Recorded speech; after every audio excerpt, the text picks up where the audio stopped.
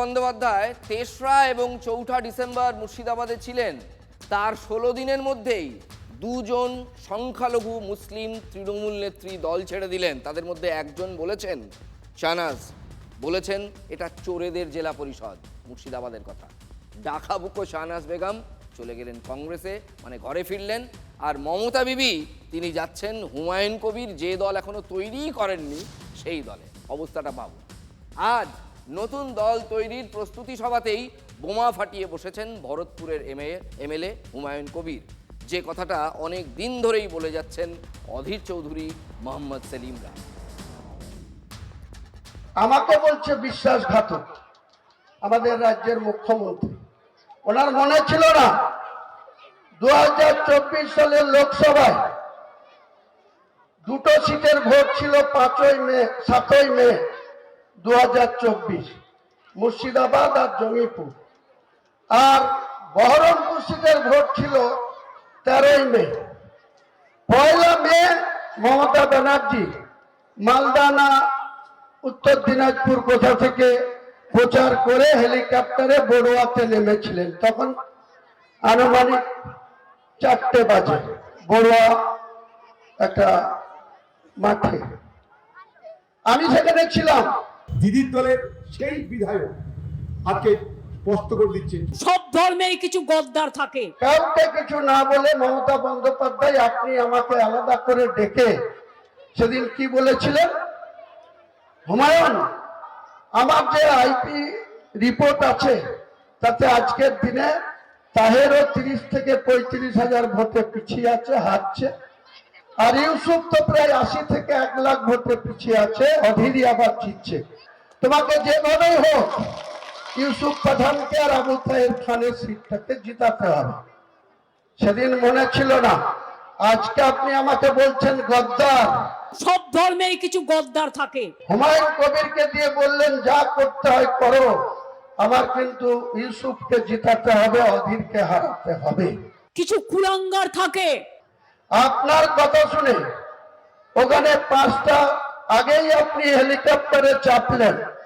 আমি হেলিকপ্টারের কাছে না গিয়ে সোজা আমার গাড়িতে চেপে ওখান থেকে 1 ঘন্টা 20 মিনিটের রাস্তা শক্তিপুর হাই স্কুলের মাঠে এসে তার আগের দিন ইউপির মুখ্যমন্ত্রী যোগী আদিত্যনাথ এই মুসলমান সমাজকে ওই থানার পাশে, শক্তিপুর থানার পাশে প্রতাপ সংঘ লাইব্রেরির মাঠে তিনি পরিষ্কার করে বলেছিলেন যে মমতা বন্দ্যোপাধ্যায় দাঙ্গাবাজ মুখ্যমন্ত্রী।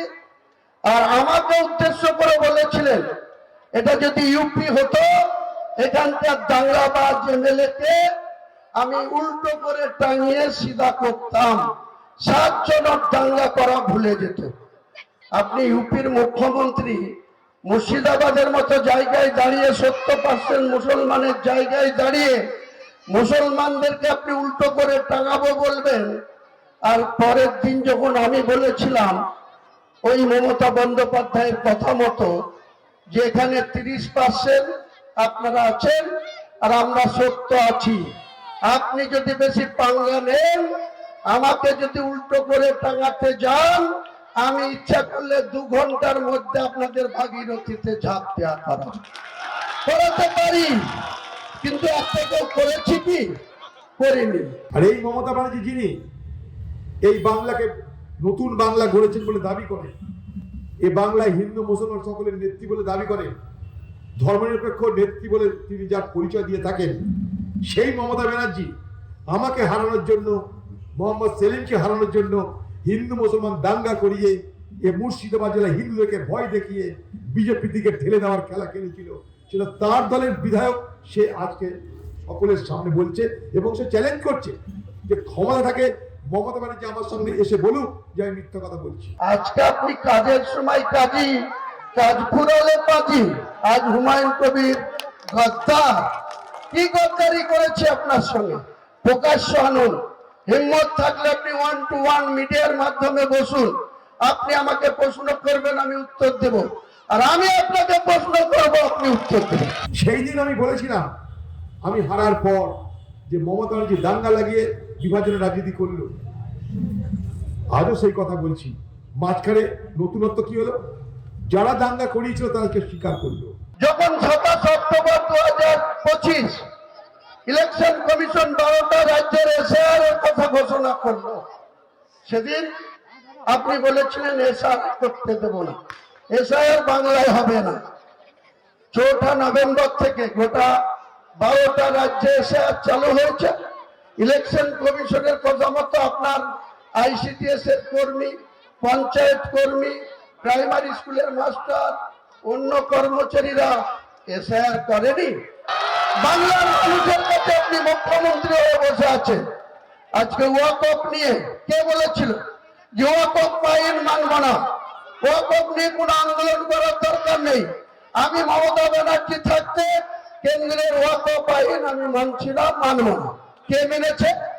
আপনার মাইনরিটি দপ্তরের প্রিন্সিপাল সেক্রেটারি পিবি সেলিম, তিনি একজন ভালো অফিসার, মুসলিম অফিসার, আইএস অফিসার। তাকে দিয়ে আপনি বাধ্য করালেন, সেটা মেনে নিলেন। পশ্চিমবঙ্গে মাত্র 1% জমি রেজিস্ট্রেশন হয়েছে, মাত্র 1%। তাহলে বুঝতে পারছেন বাকি যে সমস্ত হাজার হাজার ওয়াকফ সম্পত্তি রয়েছে পশ্চিমবঙ্গে, সেগুলোর ভবিষ্যৎ কত ভঙ্গুর হয়ে গেছে, সেগুলোর ভবিষ্যৎ কত বিপজ্জনক হয়ে গেছে, তা নিয়ে পশ্চিমবঙ্গ সরকারের মাথা ব্যথা আছে।